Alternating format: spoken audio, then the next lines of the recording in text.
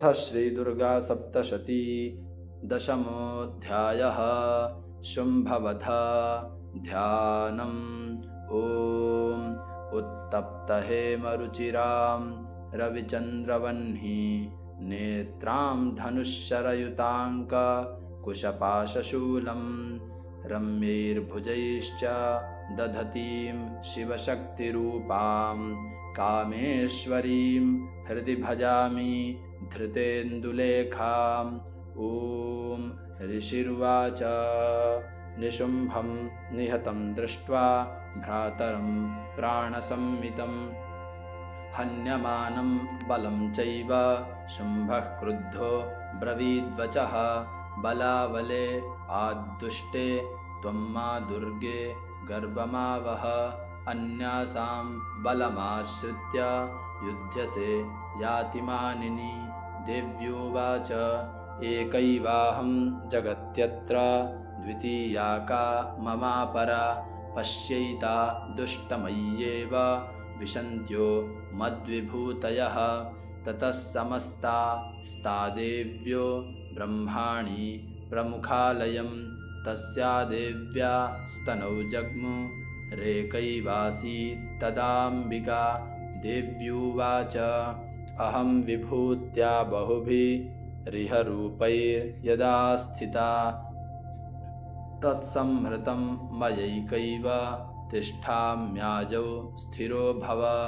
ऋषिरुवाच ततः प्रववृते युद्धं देव्या शुम्भस्य चोभयोः पश्यतां सर्वदेवानामसुराणां च दारुणं शरवर्षैः शास्त्रैस्तथास्त्रैश्चैव दारुणैः।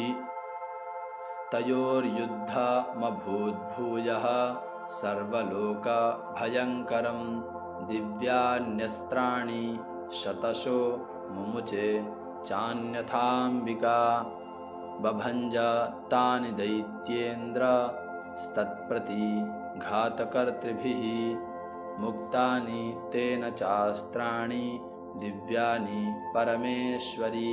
बभञ्ज लीलयैवोग्र हुङ्कारोच्चारणादिभिः ततः शरशतैर्देवी माच्छादयत सोऽसुरः सापि तत्कुपिता देवी धनुश्चिच्छेद चेषुभिः छिन्ने धनुषि दैत्येन्द्रस्तथा शक्तिमथा ददे चिच्छेद देवी चक्रेण तामप्यस्य करे स्थितां।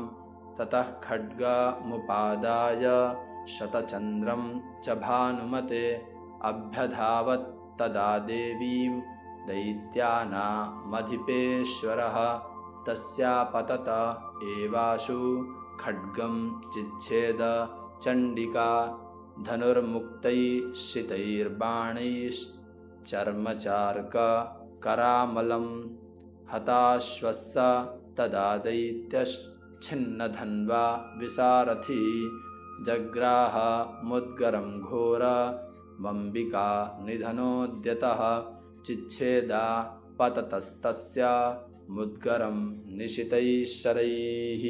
तथापि सोऽभ्यधावत्तां मुष्टिमुद्यम्य वेगवान् समुष्टिं पातयामास हृदये दैत्यपुङ्गवः।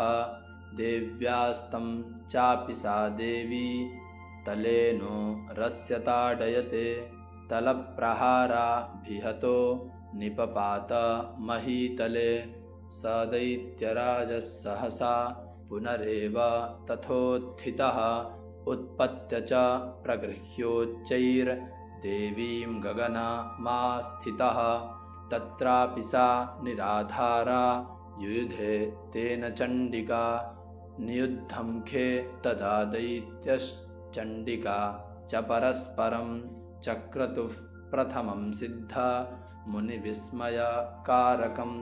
ततो नियुद्धं सुचिरं कृत्वा तेनाम्बिका सह उत्पात्य भ्रामयामास चिक्षेप धरणीतले सक्षिप्तो धरणीं प्राप्य मुष्टिमुद्यम्य वेगितः अभ्यधावत दुष्टात्मा चण्डिका निधनेच्छया तमायान्तं ततो देवी सर्वदैत्यजनेश्वरं जगत्यां पातयामास भित्त्वा शूलेन वक्षसि स गतासुः पपातोर्व्यां देवी शूलाग्रवीक्षतः चालयन् सकलां पृथ्वीं साब्धिद्वीपां सपर्वतां ततः प्रसन्नमखिलं हते तस्मिन् दुरात्मनि जगत्स्वास्थ्यमतीवाप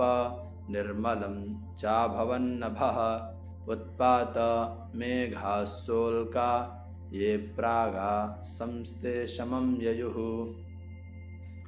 सरितो मार्गवाहिन्या तथा संस्तत्र पातिते ततो देवगणाः सर्वे हर्षनिर्भरमानसाः बभूवुर्निहते तस्मिन् गन्धर्वा ललितं जगुः अवादयंस्तथैवान्ये ननृतुश्चाप्सरो गणाः बभुः पुण्यास्तथा वाताः सुप्रभो भूद्दिवाकरः जज्वलुश्चाग्नयः शान्ताः शान्तादिग्जनितस्वनाः।